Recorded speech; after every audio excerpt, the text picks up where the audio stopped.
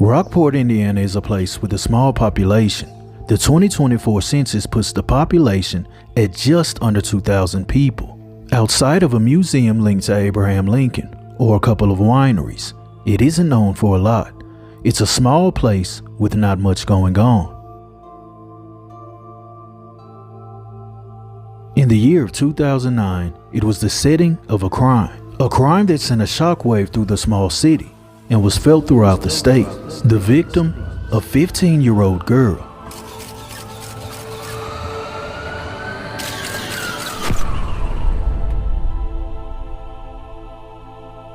Many may have never heard of her, but for the inhabitants of Rockport, Indiana, her name will forever be etched in their minds. This is the story of Alexis Oesterle.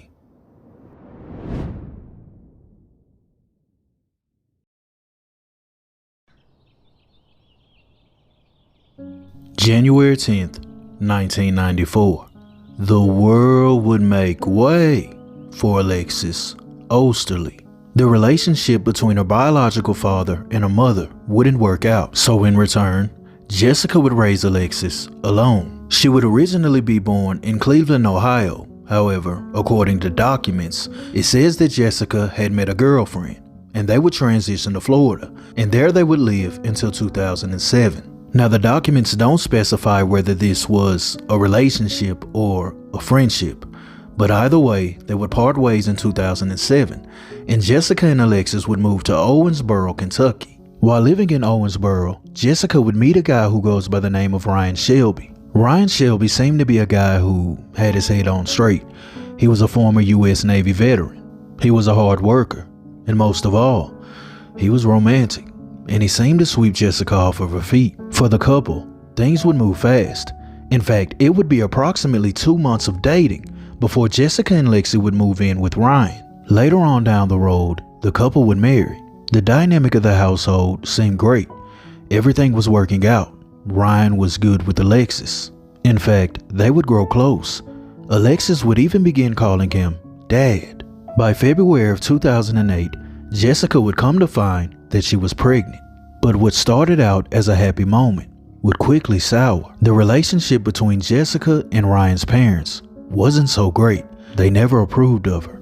So when Jessica found out she was pregnant, Ryan was reluctant to tell his parents. Ryan was doing all he could to avoid conflict with his parents. In fact, instead of facing it head on, he would decide to take Jessica and Alexis and move to Rockport, Indiana.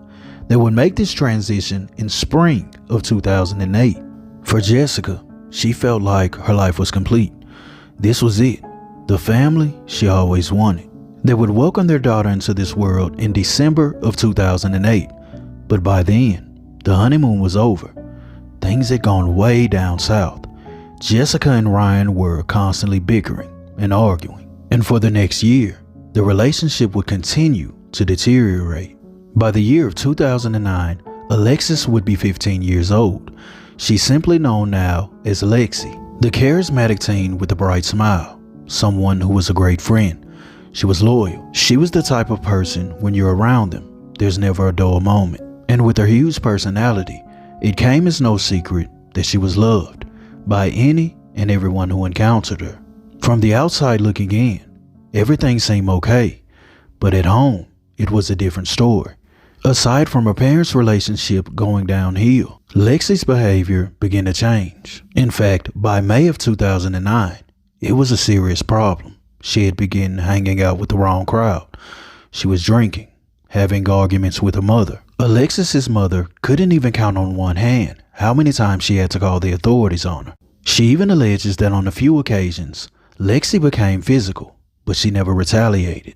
In light of the situation, Lexi would be admitted to the Deaconess Cross Point facility, a facility for mental health treatment. While there, Lexi would be diagnosed with a nonspecific mood disorder. She would be prescribed a mood-stabilizing drug and discharged within a week. By the next month, June of 2009, she would have another episode.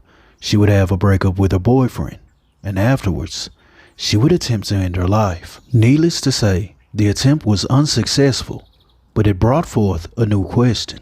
What was causing Alexis Oesterle to act out? In normal situations, whenever a child is acting out in public, it normally stems from trouble at home. I made mention that Lexi's parents were on a rocky road. Things weren't going well, but that wasn't the end of it. It turns out that Ryan Shelby had pulled a Jekyll and Hyde. He wasn't the guy they thought he was. Ryan had a temper, and he would get upset and punch holes in the wall. He would yell at everyone in the home, basically just terrorizing the place. But if that wasn't enough, he wasn't exactly a great father to the daughter that he brought forth with Jessica. There were claims made that he allegedly mistreated her, and this would only cause a bigger fallout with Jessica. Now, they were arguing just a little bit more, but now they were arguing about their daughter. And in August of 2009, Ryan would take off, but when he left, he would take his daughter with him. He would go to his parents' home in Kentucky, and he wouldn't return. During his absence, Jessica would try repeatedly to contact him, but he wasn't answering. He was completely blocking them out. At some point, Jessica gets fed up, and she files for a dissolution of her marriage with Ryan. This time, it was different. This wasn't their normal argument. Things got ugly. They even went through the court system to reach a custody agreement. But despite having this separation, going through the court system, and having this big great fallout, they would end up back together. Ryan Shelby would return home. They decided it would be better to work things out for their daughter's sake. But after Ryan Shelby returns home, it doesn't get better. It only gets worse. The relationship is still strained, and Ryan is still hiding from his parents. In fact, he didn't even tell them that he had went back to Jessica. In the midst of their bickering and arguing are Lexi and her little sister, and by now they are extremely close. Lexi loved her. Now at the time, she was only a baby, but for Lexi, it was kind of an escape. This was her world. When she was with her little sister, nothing mattered. The problems in her life were obsolete. And the question as to why Lexi was acting out began to make sense. She was essentially watching her mother fight for a toxic relationship. A relationship that should have ended long ago. Way back when they found out that Ryan was not only mistreating her, but the child as well. And I want to specify that child services were involved on a number of occasions. Alexis had reported this guy, but to no avail. And with nothing being done, Lexi felt like no one heard her. No one was listening. And when people feel like they aren't being heard, actions speak louder than words. By October 31st of 2009, things were getting a little better. The parents seemed to be headed in the right direction. They were even talking about having another child and moving into a new home. But little did they know, everything was about to come to a halt. November 1st, 2009. It would be on this day that Alexis Oesterle would be reported missing. When she didn't return by dinner, her mother began to get worried. The local police would show up to the home and take down the report. While there, they would photograph the home and search the home, but they didn't find any clues. They then asked for a picture of Lexi, so they gave her a memory card from her camera. The officer would then leave. He would return to the police station in order to retrieve the photos. The police officer would then return roughly 20 minutes later, and he would inform Jessica and Ryan that he would search the immediate vicinity. He would start by rechecking inside of the home before making his way to the exterior. At the time, it was night, so it's dark out, so he has to check the area with a flashlight. He would start with checking the back patio area before making his way to the outer yard, and then he comes across a shed. At first glance, the area seemed to be clear, but then he would work his way around to the back of the shed. The officer then points his flashlight at the tree line, and when he does, he discovers a body. At that moment, he knew that it was Lexi, and the questions about her whereabouts was no longer a mystery. After the officer made the discovery, he would return inside of the home, and he would inform Jessica and Ryan that she was found. They note that at that moment, Jessica became hysterical, and she lost it. She even almost fainted. Shortly after the discovery, the Indiana State Police would take over the investigation. Investigation of the crime scene would reveal that Lexi's body had been dragged on her back. Her clothing was pulled around her abdomen, which showed that she was pulled by her feet. This let the authorities know that someone had placed her behind the shed on the tree line in order to try and hide her. While doing an extensive search of the backyard, they would come across a fence. About 3 feet away from the fence was a large pool of blood, and on the fence was spattering. There was a trail leading from that area to the back of the shed. While the investigators were bagging and tagging evidence, they would reach back out to Ryan and Jessica, and they would be transported to headquarters for further questioning. They would also obtain a search warrant for the home. When interviewed by the authorities, they had no knowledge of what happened to her. They were completely clueless. But Jessica would offer one clue. She says on the night that she last saw Lexi, which was October 31st of 2009, she saw a mysterious black truck pull up in front of her home. She alleges that on that night, neither her nor Lexi knew who the person was. But despite seeing this mysterious black truck, Jessica left the home, which introduces the next question. Why did Jessica leave the home? Well, on that night, she was searching for Ryan. Earlier that day, Ryan had left. He had gone to pick up their daughter from his parents' home, where she was spending the weekend, but he didn't return with her. So Ryan gets home on that day, and he doesn't have their daughter. So Jessica orders him to drive back to Owensboro to pick her up, but he doesn't. Instead, he drives around hoping that she'll cool off, and he plans to return later. Which brings us back to the time period where Jessica saw the mysterious black truck. Now, after she sees this truck, she gets a call from Ryan. In this phone call, Ryan tells Jessica that he has their daughter, but he's stuck at a gas station. He says that the card reader at the pump wouldn't work, so he's headed to another gas station to fill up. Shortly after receiving this call, Jessica leaves the home to go and search for Ryan, but when she gets to the gas station, Ryan isn't there. Ryan Shelby is questioned about his whereabouts on that evening, and he tells the authorities that when she went to the gas station, he was already headed home. He had went home to grab a few of his clothes. Ryan was grabbing a few of his clothes to go and stay at his sister's home because he had lied about picking up their daughter. And in order to avoid a confrontation, he was just going to go spend the night over there to let things cool off. At approximately 11:09 p.m., Jessica would return home, and when she got home, no one was there. Lexi was gone, and so was Ryan. She says that earlier that day, Lexi had made mention that she would spend the night at one of her friends' home, so that's where she thought she was. So after she returned home, she stayed there for a brief period of time. But at 11:27 p.m., she strikes out again. At this time, she had received another call from Ryan. He told her that he was at a BP gas station, so she goes to pick him up. She explains that they spoke briefly about the situation with their daughter, and then they went to bed.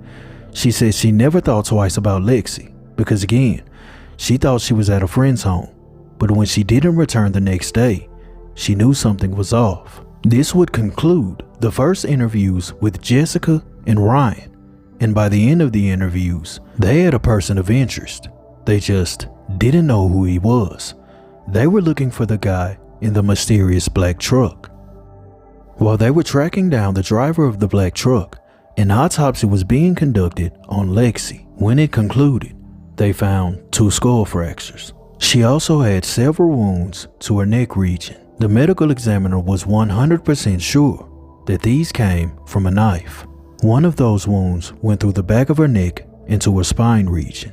They would also make notation that Lexi had 0 defense wounds.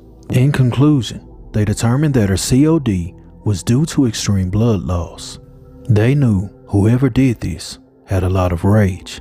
Who would have so much rage for a 15-year-old child? At the time, it was a question that went unanswered, but the authorities were determined to find the truth. They would manage to track down the guy in the mysterious black truck, and when they did, there would be a major break in the case. The final moments of Alexis Oesterle would no longer be a mystery, and the perpetrator was closer than anyone thought. When the authorities managed to track down the guy in the mysterious black truck, it turned out to be a guy named Gunter. Gunter was a friend of Lexi, and he came over that evening just to hang out. They had sat in the driveway and sat inside of his truck and talked for a bit. While they were in the car, Lexi was basically venting. She was just telling Gunter about her family problems. when out of nowhere, Gunter saw a shadowy figure enter their backyard. Gunter then asked Lexi, "Do you know that guy?"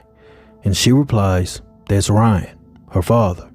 Shortly afterwards, Lexi begins to receive phone calls from her father, and she leaves the truck. She tells Gunter she'll be right back. Gunter explains that shortly afterwards, Lexi returns to the vehicle, but this time she's distraught. She's in tears. She had been arguing with her stepfather. They were arguing because Lexi was upset that he didn't bring her little sister back home. Gunter says that when Lexi returned, she had a steak knife in her hand. He said that she said she was so upset she could harm him. As a safety precaution, Gunter takes the weapon away. He puts it under the seat of his truck, and he says around 11 p.m. he leaves.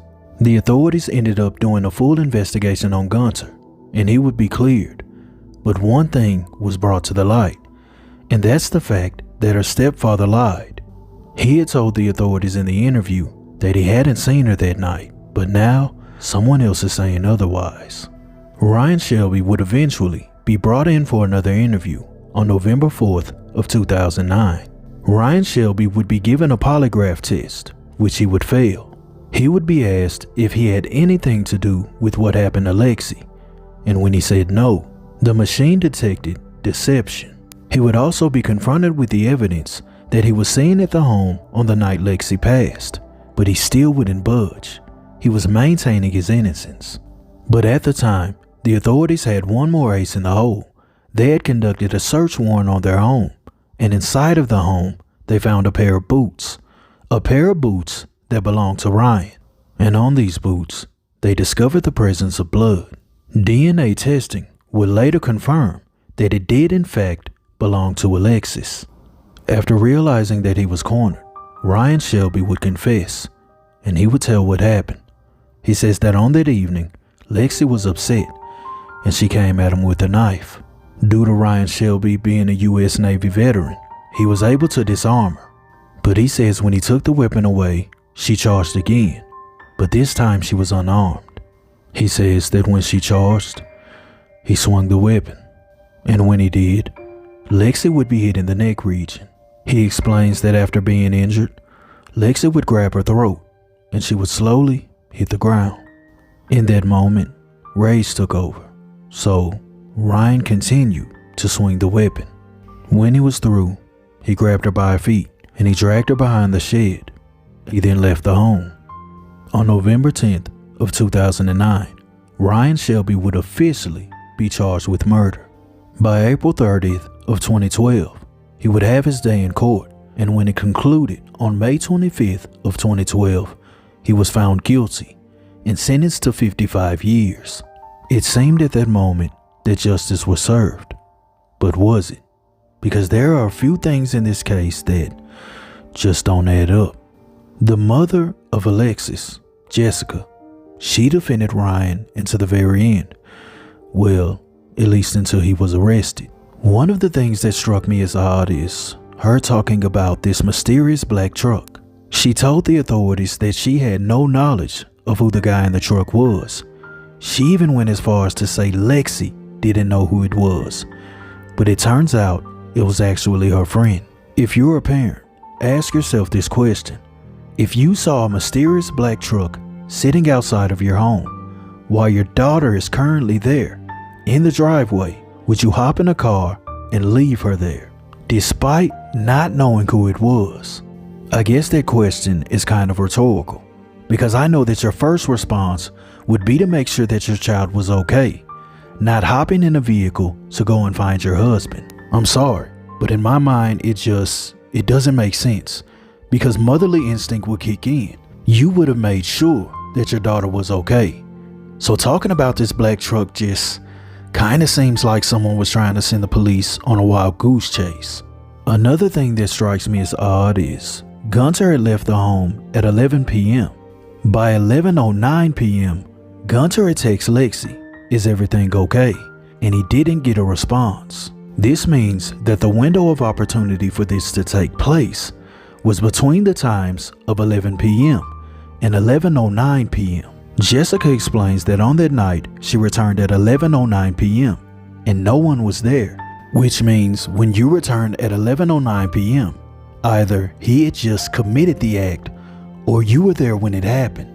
There is no way possible that Ryan did what he did without being covered with the presence of blood, which means he was remarkably fast at committing the act, going inside, cleaning himself up, changing his clothes, and then getting out of Dodge before she pulled up at 11:09 p.m. It's either that, or when you picked him up from that gas station, you had to have seen the stains. There's no way around it. Did I forget to mention that Ryan had parked his car up the street?